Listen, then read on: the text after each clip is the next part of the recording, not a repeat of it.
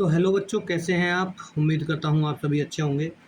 तो बच्चों, आज हम पढ़ने वाले हैं 11th क्लास की जो पॉलिटिकल साइंस है, उसकी जो बुक है पॉलिटिकल थ्योरी, राजनीतिक सिद्धांत, उसका चैप्टर 1 जिसका नाम है एन इंट्रोडक्शन। ठीक है ना, यानी कि पॉलिटिकल थ्योरी का इंट्रोडक्शन है, राजनीतिक सिद्धांत का एक परिचय है। ठीक है, तो इसमें आगे बढ़ने से पहले ना थोड़े से आपके जो बेसिक कॉन्सेप्ट्स हैं या बेसिक कुछ डेफिनेशंस हैं उनके बारे में हम जान लेते हैं। What is political science? Political science क्या है? ठीक है, political science is the study of state, government, politics, rights, duties, justice, equality, freedom, democracy and citizenship. यानी कि जो पॉलिटिकल साइंस है वो किस किस के बारे में हमको पढ़ाती है या जानकारी देती है। इसमें क्या क्या पढ़ाया जाता है? वो है राज्य, सरकार, राजनीति के बारे में, अधिकार के बारे में, कर्तव्य के बारे में, कर्तव्य मतलब ड्यूटीज़, न्याय के बारे में, समानता, स्वतंत्रता, लोकतंत्र तथा नागरिकता के बारे में स्टडी कराती है हमें कौन? Political science. Political theory is a branch of political science, यानी कि जो पॉलिटिकल थ्योरी है, राजनीतिक सिद्धांत है, वो राजनीतिक विज्ञान की ही एक ब्रांच है। ठीक है ना, उसी की एक सब सब्जेक्ट है उसी का। It help us understand the followings, ये हमको कुछ चीज़ों को समझने में जो मदद करता है। जैसे कि क्या क्या है? जैसे आपका आता है व्हाट इज़ पॉलिटिक्स, राजनीति क्या है? Why should A government exist, सरकार क्यों होनी चाहिए? व्हाट डज जस्टिस मीन, न्याय का क्या मतलब है? फिर यह न्याय क्या है? लोगों को अधिकार क्यों मिलने चाहिए? Why should people have right, एक आदर्श समाज कैसे कार्य करना चाहिए, यानी कि how should an ideal society function. ठीक है, तो ये इनके बारे में हमको बताने का काम करता है। What is political theory? अब पॉलिटिकल थ्योरी क्या है? राजनीतिक सिद्धांत राजनीतिक विचारों, अवधारणाओं, संस्थाओं तथा मूल्यों का व्यवस्थित अध्ययन है। यानी कि पॉलिटिकल जो थ्योरी है वो एक सिस्टमेटिक स्टडी है किन किन चीज़ों की? कि पॉलिटिकल आइडियाज़ की, कॉन्सेप्ट्स की, इंस्टीट्यूशंस की और वैल्यूज़ की। ठीक है, it help us understand political ideas, principles, institutions and values. ये हमको इन चीज़ों को समझने में बहुत ज़्यादा मदद करती है। कौन? Political theory. ठीक है ना। फिर बात करते हैं इंट्रोडक्शन की, ह्यूमन नेचर एंड पॉलिटिक्स। ठीक है, तो मानव समाज की दो अनूठी विशेषताएं रही हैं। कौन कौन सी? उनके पास विवेक होता है और दूसरा उनके पास भाषा होती है। भाषा जो एक तरह से कम्युनिकेशन का मीडियम है, यानी कि human being possess two unique characteristics, they have reasons and the ability to communicate through language. ठीक है, फिर इसके कारण क्या होता है? जब विवेक होता है इंसान के पास, वो सोच समझ कर बातों का आंसर करता है। ठीक है ना, इसके कारण क्या होता है? मनुष्य सही और गलत, अच्छे और बुरे के बारे में अपनी राय व्यक्त करने की क्षमता रखता है। अब क्योंकि उसके पास विवेक है, भाषा है, बुद्धि है, तो इसके कारण क्या होता है? Because of this human have the capacity to reflect on and express what is right and wrong, good and bad. ठीक है, political theory examines fundamental questions about how society should be organized and why we need a government. यानी कि राजनीतिक सिद्धांत इस जो fundamental question है, बुनियादी सवाल है, उसकी जांच करता है कि समाज को कैसे संगठित होना चाहिए, सरकार क्यों जरूरी है, इसके बारे में बताती है हमें। क्या? पॉलिटिकल थ्योरी, राजनीतिक सिद्धांत। यह संविधान, नागरिकता, न्याय, स्वतंत्रता और समानता जैसी संस्थाओं और मूल्य के अर्थों का विश्लेषण करता है। कौन? Political theory. It analyses the meaning of institutions and values like the constitution, citizenship, justice, liberty and equality. ठीक है, इसका उद्देश्य जो होता है वो क्या होता है? इसका उद्देश्य नागरिकों को राजनीतिक मुद्दों पर तर्क संगत रूप से सोचने और देश की घटनाओं को समझने के योग्य बनाना होता है। यानी कि पॉलिटिकल थ्योरी का मेन ऑब्जेक्टिव क्या है? इसका ऑब्जेक्टिव है कि आपको ये सिस्टमेटिकली उन चीज़ों को बताए कि भाई एक जो व्यक्ति है, एक जो सिटीजन है, वो किस तरह से रेशनल हो सकता है पॉलिटिकल इश्यूज़ को। ऐसा नहीं है कि जो नेता आपको बेवकूफ़ बना दे आप उसको मान लें, नहीं, आप अपनी बुद्धि से उसको सोचेंगे। जब आप पॉलिटिकल थ्योरी पढ़ लेंगे ना, या 11th की पॉलिटिकल साइंस पढ़ लेंगे पूरी दोनों बुक्स को, ठीक है, तो आप कुछ हद तक सोचने लगेंगे कि कौन सी चीज़ हमारे देश के हित में है, हमारे समाज के हित में है, ठीक है, और कौन सी नहीं है। तो आप जो पॉलिटिकल इश्यूज़ हैं, राजनीतिक जो समस्याएं हैं, उनको आप समझने लायक हो जाएंगे, आपको समझने लायक बना देगी। कौन? Political theory. ठीक है, और ये बताएगी जो करंट में इवेंट्स चल रहे हैं, ठीक है ना, उसको कैसे समझना है। ओके बच्चे, अब बात करते हैं व्हाट इज पॉलिटिक्स। तो पॉलिटिक्स क्या है? आमतौर पर लोग राजनीति को राजनेताओं के पाखंड, चुनाव जीतने के हथकंडे और घोटाले से जोड़कर देखते हैं। Common people often associate politics with the cynicism, electoral manipulations and scam of politicians, यानी कि सिंपल सी बात है, जो ज़्यादातर आम जनता होती है, जैसे हमारे तुम्हारे तरह के जो लोग होते हैं, कई बार जो गांव में रहते हैं या शहरों में रहते हैं, कॉलोनियों में रहते हैं, वो क्या समझते हैं, कई बार वो सोचते हैं राजनीति, पता है क्या राजनीति ये है कि जो नेता ये फ्रॉड कर देते हैं, झूठ बोल देते हैं मंचों से आके, या आपस में लड़वा देते हैं लोगों को धर्म के नाम पर, जात के नाम पर, ये राजनीति है। अब इससे होता क्या है, इससे ये होता है जब लोग राजनेताओं को दल बदलते देखते हैं, यानी कि एक पार्टी से दूसरे पार्टी में जाते देखते हैं, अपने फ़ायदे के लिए झूठे वादे करते हैं, अपराध करते देखते हैं, तो वो राजनीति से निराश हो जाते हैं। When people see politicians defecting, making false promises और indulging sorry indulging in crimes, they feel disillusioned with politics, यानी कि वो क्या होने लगते हैं, निराश होने लगते हैं फिर राजनीति से। ये निराशा इस हद तक बढ़ जाती है कि लोग कहने लगते हैं कि मैं राजनीति से दूर रहना चाहता हूँ।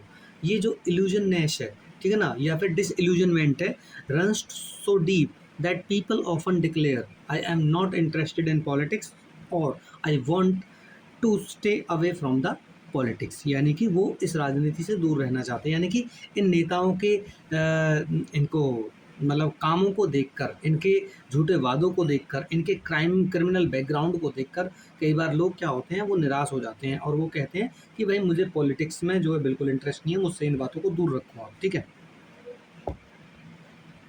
ओके। और फिर क्या होता है इसके बाद, लेकिन यह राजनीति का एक अत्यंत संकीर्ण और नकारात्मक दृष्टिकोण है जो इसके वास्तविक महत्व को छुपा देता है। यानी कि जो ये चीज़ें हैं जो नेता करते हैं, दल बदलते हैं, झूठ बोलते हैं, क्राइम करवाते हैं, तो ये क्या है, ये जो है चीज़ें हैं, ये एक तरह से बहुत ही ज़्यादा नैरो और नेगेटिव व्यू है पॉलिटिक्स का। पॉलिटिक्स इससे कहीं ऊपर है, ठीक है ना। फिर वास्तव में कोई भी समाज बिना राजनीतिक संगठन और सामूहिक निर्णय लेने वाली संस्था के जीवित नहीं रह सकता। यानी कि कोई भी जो समाज है, इन रियलिटी में देखें, no society can survive without political organization and a framework for collective decision making. यानी कि कोई भी समाज बिना राजनीतिक संगठन के कैसे जो सर्वाइव करेगा भाई, जीवित नहीं रह सकता, क्योंकि ये बहुत ज़रूरी है। समाज में अगर राजनीतिक संस्थाएं नहीं होंगी तो जस्टिस कैसे होगा, रूल्स कैसे बनेंगे, न्याय कैसे होगा, और लोगों को कंट्रोल कैसे किया जाएगा, ठीक है। अच्छा, फिर क्या होता है, महात्मा गांधी का एक स्टेटमेंट है, Mahatma Gandhi correctly observe that politics envelop us like the coil of a snake and there is no other way out but to wrestle with it. यानी कि सिंपल सी बात है, महात्मा गांधी ने ठीक ही कहा था कि राजनीति ने हमें सांप की कुंडली की तरह जकड़ रखा है और इससे जूझने के अलावा कोई रास्ता नहीं है हमारे पास, ठीक है बच्चे। ये बहुत इंपॉर्टेंट स्टेटमेंट है, क्वेश्चन भी आ जाता है कई बार डायरेक्टली यहाँ से। अब बात करते हैं the role of government and citizen, ठीक है, इसके बारे में बात कर लेते हैं थोड़ी सी। तो सरकार और नागरिकों की भूमिका, राजनीति केवल नेताओं के कार्यों तक सीमित नहीं है, यह सरकार के गठन और उसके कामकाज के तरीकों से जुड़ी हुई है, ठीक है। Politics is not just about the what politicians do, it involve the creation and function of government. यानी कि सरकार कैसे बनेगी और वो काम कैसे करेगी, उसके बारे में भी है।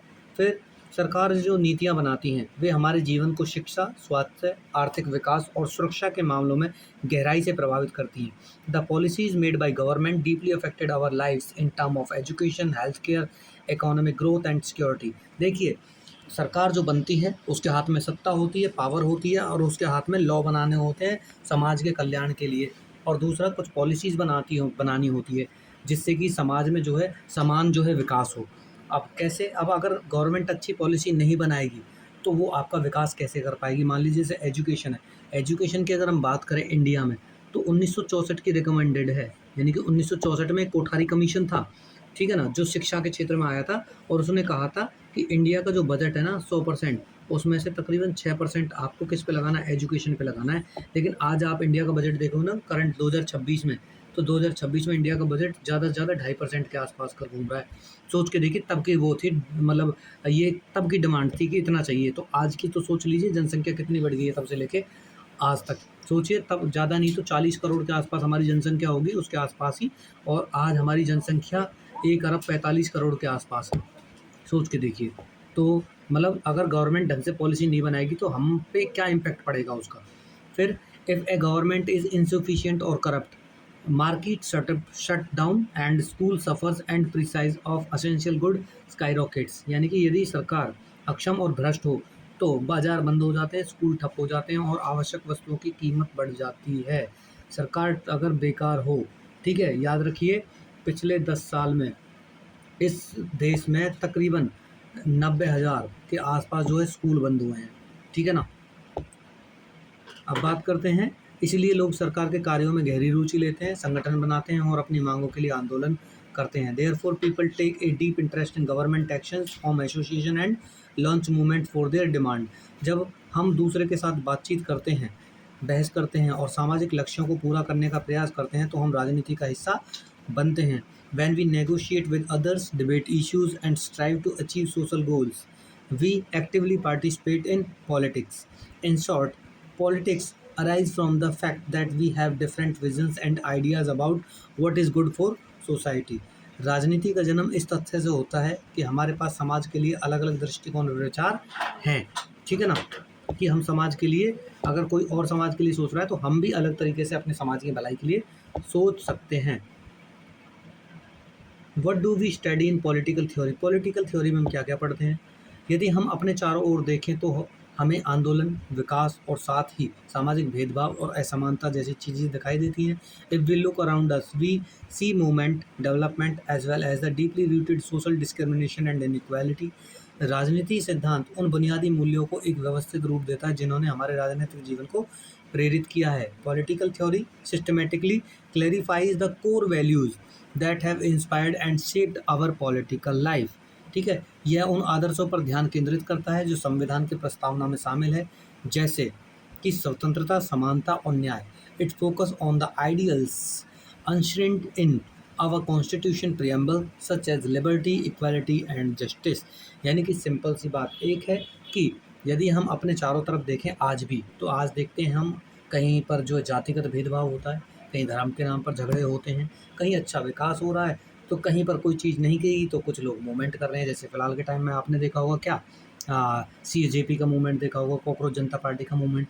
इसके अलावा राजनीतिक सिद्धांत क्या करता है, उन मूल्यों को व्यवस्थित रूप देता है जिन्होंने हमारे राजनीतिक जीवन को प्रेरित किया है, ठीक है ना। यानी कि सिंपल सी बात है, मूल्य कौन से हैं जो राजनीतिक जीवन को प्रेरित करते हैं कि भाई सभी के साथ समानता, स्वतंत्रता, न्याय जैसी चीज़ें होनी चाहिए, ठीक है। इसके अलावा और सभी को न्याय मिलना चाहिए, भेदभाव नहीं होना चाहिए, ठीक है। यह उन आदर्शों पर ध्यान केंद्रित करता है जो मैंने अभी बताए, liberty, equality and justice. Contributions of great thinkers. प्राचीन यूनान में यानी कि ग्रीस में प्लेटो एंड अरस्तु ने अपने शिष्यों के साथ इस बात पर बहस की थी कि राजतंत्र और लोकतंत्र में से कौन बेहतर है। यानी कि प्लेटो और अरस्तु, इनके जो स्टूडेंट थे, इन दोनों ने उनसे बात की, डिबेट की कि भाई राजतंत्र अच्छा है या फिर लोकतंत्र अच्छा है, ठीक है। प्लेटो और एरिस्टोटल ने, इन्होंने क्या किया, फिर इन्होंने बताया, in modern time Jean Jacques Rousseau argued for the first time that freedom is a fundamental right of humankind. यानी कि अगर हम मॉडर्न टाइम में देखें तो रूसो थे, उन्होंने पहली बार ये बात रखी कि स्वतंत्रता मानव का क्या है, मौलिक अधिकार है, ठीक है ना। यानी कि हर व्यक्ति को स्वतंत्रता होनी चाहिए। और आपने देखा होगा भारत के मौलिक जो फंडामेंटल राइट्स हैं उनमें भी इन चीज़ों को रखा गया है। इसके अलावा Karl Marx argued that the economic equality is just a crucial for people as political freedom. जिस तरह से व्यक्ति को राजनीतिक जो है स्वतंत्रता चाहिए, उतनी ही माफ़ कीजिए, समाज में आर्थिक समानता उतनी ही महत्वपूर्ण है जितनी कि राजनीतिक स्वतंत्रता। यानी कि ये दोनों चीज़ें बहुत ज़्यादा क्रूशियल है, चाहे आप इकोनॉमिक जो है लिबर्टी ले लीजिए, चाहे पॉलिटिकल फ्रीडम ले लीजिए, ठीक है ना। फिर भारत में महात्मा गांधी ने अपनी पुस्तक हिंद स्वराज में वास्तविक स्वतंत्रता या स्वराज के अर्थ के विस्तार से व्याख्या की है।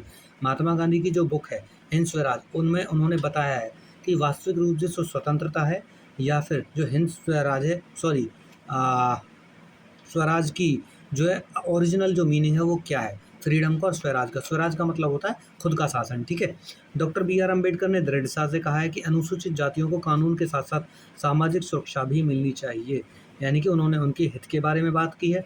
उन्होंने कहा है कि कानूनी सुरक्षा तो होनी चाहिए उनके साथ, कोई क्राइम करता है ये तो ज़रूरी है ही है, साथ में ये भी ज़रूरी है कि समाज में जो लोग हैं वो उनके साथ सोशल डिस्क्रिमिनेशन नहीं किए। देखिए बच्चे, केवल क्राइम वो नहीं होता कि आप किसी को मार दें, किसी के साथ घर में चोरी कर लें, किसी को जो है परेशान कर दें, यही केवल क्राइम नहीं है।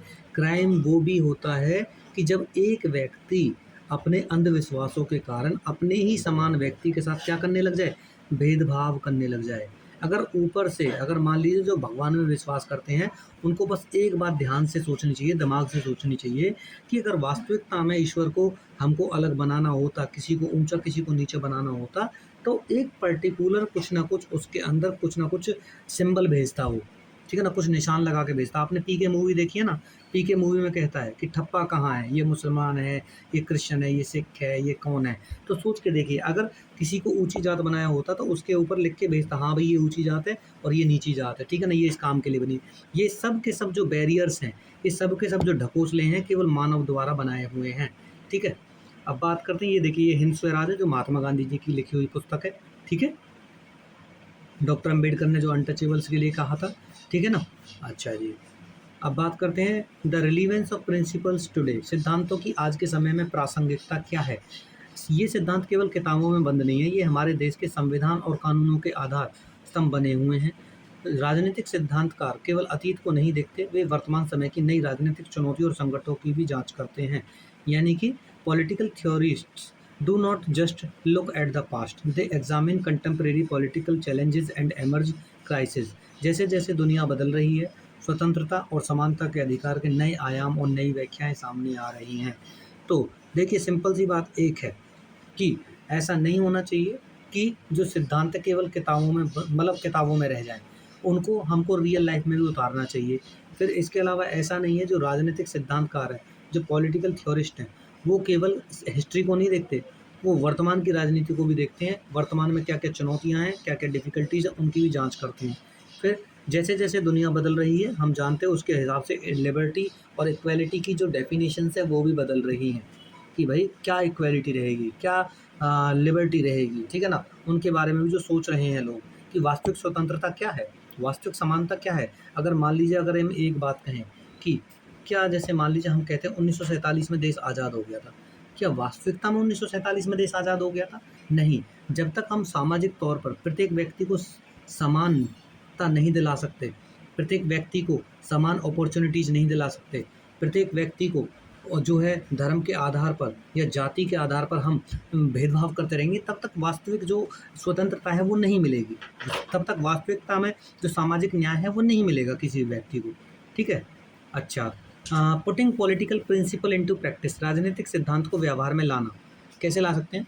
गणित की त्रिकोण या वर्ग जैसी आकृतियों के विपरीत स्वतंत्रता, समानता जैसी अवधारणाओं की कोई एक परिभाषा नहीं होती। जिस तरह से आप मैथमेटिक्स में पढ़ लेते हैं ना, भई ट्रायंगल ये है, स्क्वायर ये है, ठीक है ना? और पर्टिकुलर एक फ़ॉर्मूला है, इस चीज़ को निकाल देंगे इस तरीके से। उसी तरह से पॉलिटिकल थ्योरी या पॉलिटिकल साइंस में स्वतंत्रता और समानता की कोई एक डेफ़िनेशन नहीं दे सकते हो आप, ठीक है ना? हो सकता है आपके हिसाब से जो इक्वालिटी हो, ठीक है ना? वो दूसरे के हिसाब से गुलामी हो सकता है बिल्कुल, ठीक है ना? अच्छा, आपके हिसाब से जो न्याय हो सकता है दूसरे के हिसाब से वो अन्याय हो। आपके हिसाब से जो डेवलपमेंट हो, दूसरे के हिसाब से वो डेवलपमेंट ना हो, ठीक है ना? ऐसा इसलिए क्योंकि समानता का संबंध वस्तुओं से नहीं, बल्कि मनुष्य के बीच जटिल संबंधों और उनके अधिकारों से है, कि मनुष्य के रिलेशनशिप्स कैसे हैं आपस में, ठीक है ना? सामाजिक सामंजस्यता कैसी है मनुष्य के आपस में, उस हिसाब से इन चीज़ों को मेज़र किया जाता है। हम अपने दैनिक जीवन में समानता के विभिन्न रूपों और उसके बदलते संदर्भों को अनुभव लगातार करते हैं, कि किस तरह से रोज़मर्रा के जीवन में इन चीज़ों के जो है रूप बदल रहे हैं। इक्वालिटी किस तरह से जो बदल रही है, किस तरह की डिमांड है, स्वतंत्रता के लिए किस तरह की डिमांड है, हर रोज़ ये बदल रही हैं चीज़ें। फिर the everyday experience of equality, ठीक है ना? समाज का रोज़मर्रा का अनुभव। उदाहरण के लिए, जब हम किसी सरकारी अस्पताल, राशन की दुकान या काउंटर पर जाते हैं, तो हम एक समान लाइन चाहते हैं, ठीक है? बिल्कुल चाहते हैं। फिर but when we see poor child begging or working on the streets instead of going to school, we feel a deep sense of inequality।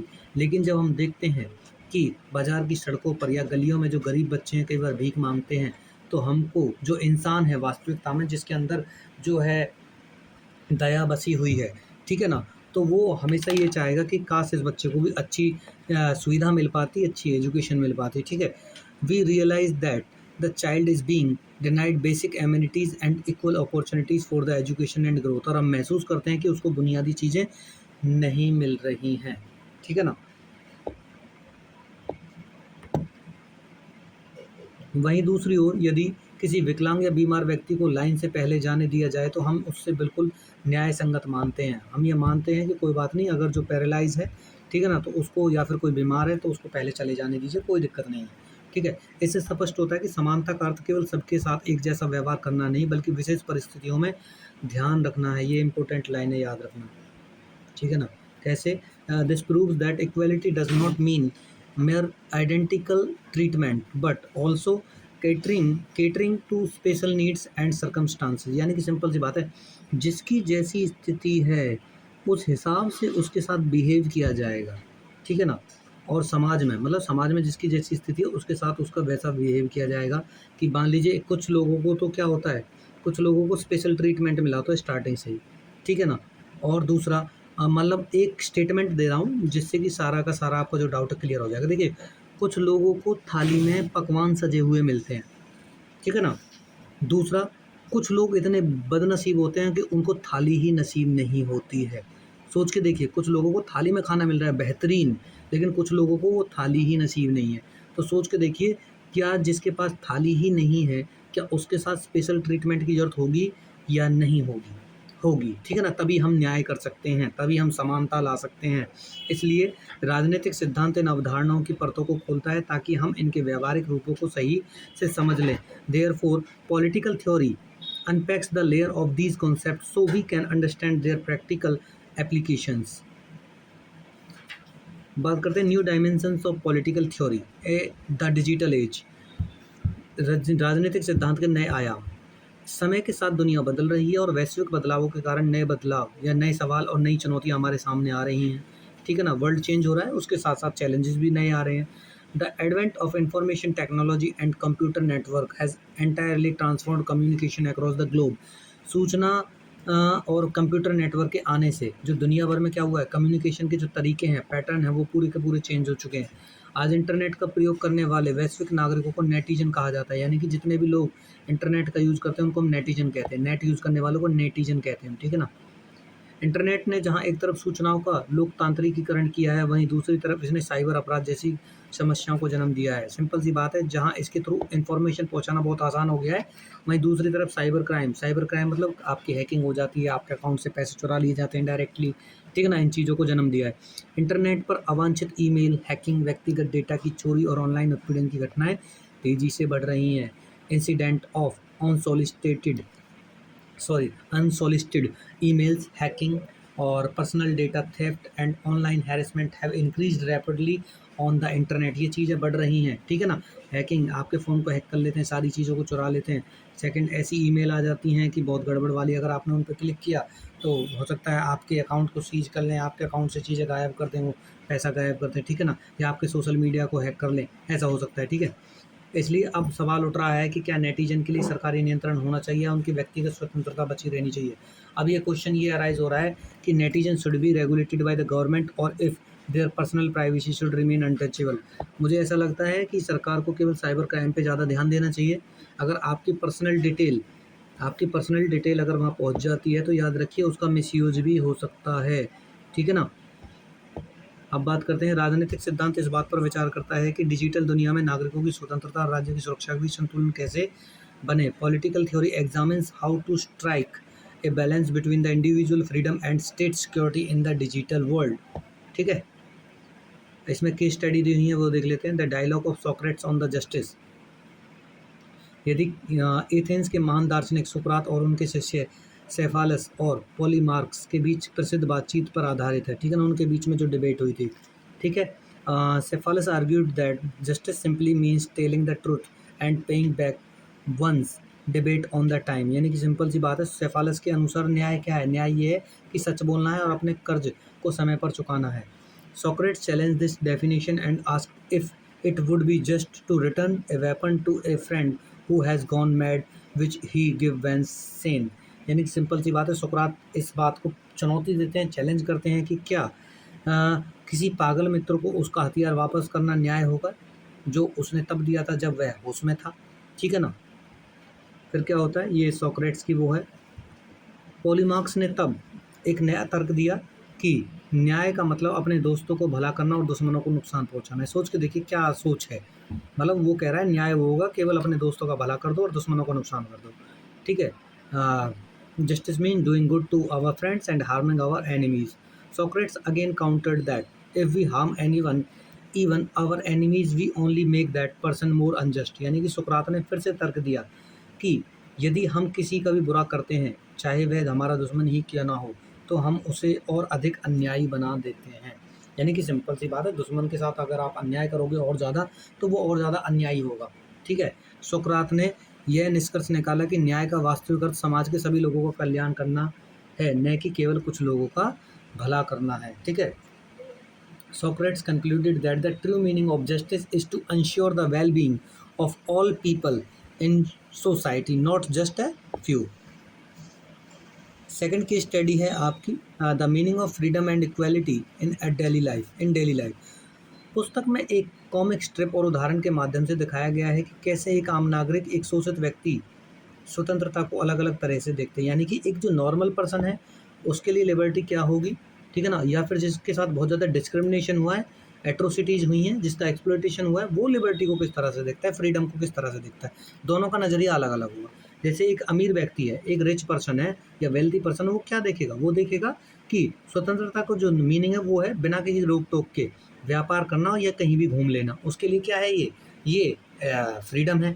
लेकिन अगर हम दूसरी तरफ देखें वहीं कि लेकिन एक बंधुआ जो मजदूर है, बॉन्डेड लेबर है, फोर्स लेबर कराई जा रही है, जिससे जो झुग्गी झोपड़ी में रहने वाला व्यक्ति है, वो क्या कहेगा, वो कहेगा स्वतंत्रता करते पहले भूख और गरीबी से मुक्त करो भाई, घूमने फिरने की तो बाद में देखेंगे हम। जो स्लम डवेलर्स हैं, जो झोपड़पट्टियों में रहते हैं, वो क्या कहेंगे, उसके लिए फ्रीडम क्या है, उसके लिए फ्रीडम है कि भाई मुझे लिबरेट करो, स्वतंत्र करो। किस चीज़ से, पहले इस चीज़ को मिटाओ कि पहले मेरी भूख मिटाओ और पहले मेरी गरीबी मिटाओ।